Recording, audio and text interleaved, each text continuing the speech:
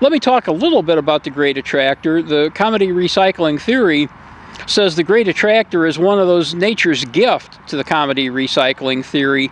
It is nature's answer to the question, is redshift and blue shift in this universe caused by a Doppler shift, caused by a rapid receding away from us? And the Great Attractor is nature's great answer that tells us, no, that's not the case. The way we know that is because only if there's a closed universe with a preferred reference frame over it, and we're not quite at the center, will there be an area that the comedy recycling theory predicts should be blue shifted with respect to us here on Earth. And we just happen to see that area, which is called the Great Attractor, because conventional theory believes that the Great Attractor is sucking Earth and everything else in our vicinity towards it, whereas the comedy recycling theory says it's doing nothing of the kind. It's simply running faster than we are. It's more blue shifted than we are because it's actually at the center of the universe, and it's technically speaking less slowed down, or it's running faster than we are here on Earth. It's the most uphill place gravitationally. It's the place of maximum gravitational energy. The Great Attractor is nature's gift to the comedy recycling theory to tell us that you would only expect to find the Great Attractor from the comedy recycling theory hypothesis, where we have a completely closed universe and we have a preferred reference frame, and we are not at the center of that preferred reference frame. The place where the center of the preferred reference frame is the place that is the most speeded up place in the universe, or the least slowed down, which is actually what the Great Attractor is to us. That it's not attracting us whatsoever, but that it's actually running faster than us. Its speed of light is greater than here on Earth. Its time frame is faster than our time frame here on Earth.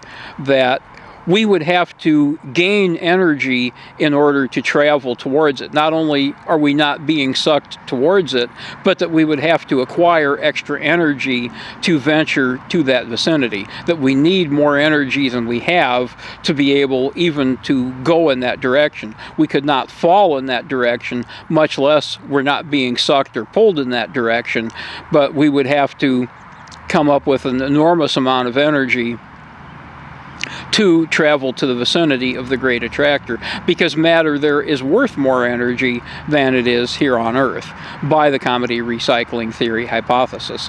That's something that conventional theory thinks, that the Great Attractor is sucking Earth and everything else towards it, but one of the reasons that tells you that it's not doing that is that there's no backfall on the other side. If you look on the other side of it, we do not see matter also being pulled in towards the Great Attractor. We only see it in one direction, and that's what tells us that it's an artifact of what we're actually seeing, that it's not actually pulling us or anything else towards it, that it's actually just running faster than we are.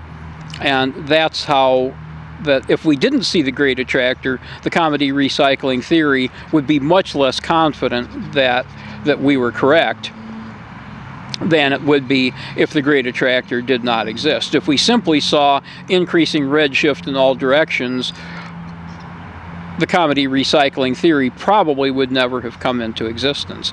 But the fact is that we do see the blue shift, we do see the Great Attractor, and that it has to have some kind of a cause.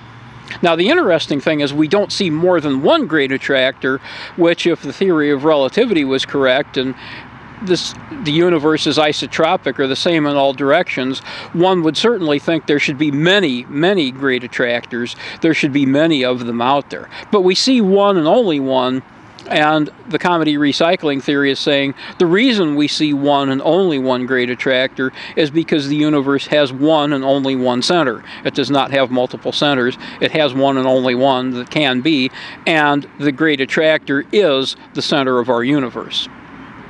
The comedy recycling theory says that that is what tells us that it's the center of the universe, is the fact that it's the most blue shifted part in the entire universe to us and to everything else.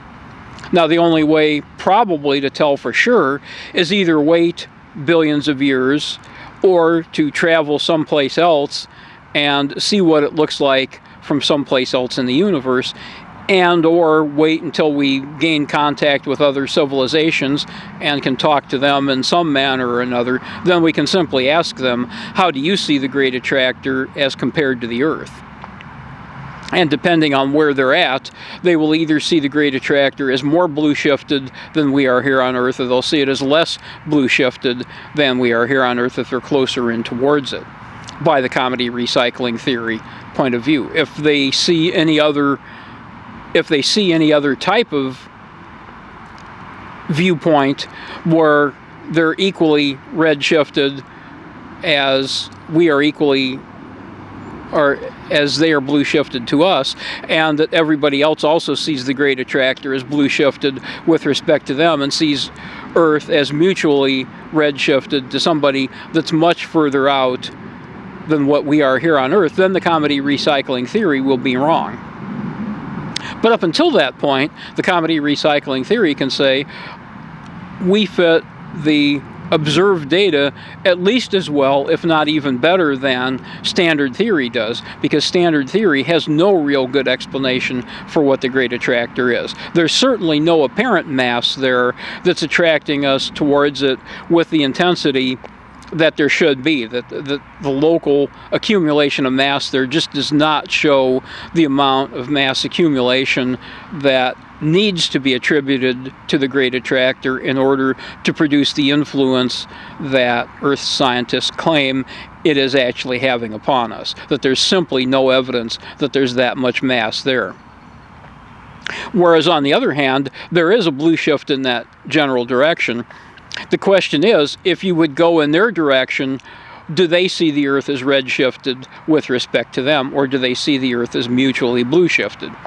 If they see the Earth as mutually blue-shifted, then we are being attracted towards it. But the comedy recycling theory says that if we could go to the Great Attractor and look at Earth, Earth would then appear to be red-shifted to us by the same amount that the Great Attractor is blue-shifted to us here on Earth when we look in that direction there.